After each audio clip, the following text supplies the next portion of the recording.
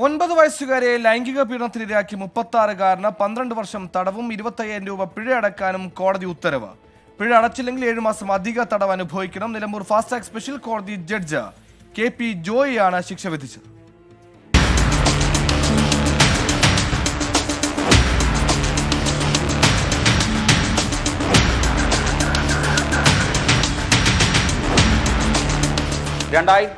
ഡിസംബറിലാണ് കേസിനാസ്പദമായ സംഭവം നടന്നത്.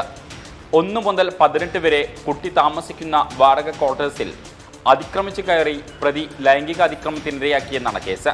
Edakkara police register ചെയ്ത കേസിൽ പ്രതി എടക്കര പാലേമാട് സ്വദേശി ഷാനവാസിനെയാണ് കോടതി ശിക്ഷിച്ചത്.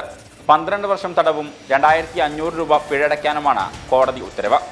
പിഴ അടച്ചില്ലെങ്കിൽ 7 മാസം അധിക തടവ് അനുഭവിക്കണം. നിലമ്പൂർ ഫാസ്റ്റ് ട്രാക്ക് സ്പെഷ്യൽ കോടതി ജഡ്ജ് KP ജോയിയാണ് ശിക്ഷ വിധിച്ചത്. പ്രോസിക്യൂഷന് വേണ്ടി special public prosecutor advocate Sam K Francis ഹാജരായി. കേസിൽ 12 സാക്ഷികളെ വിസ്തരിച്ചു. 12 രേഖകൾ ഹാജരാക്കി. 24 മലപ്പുറം.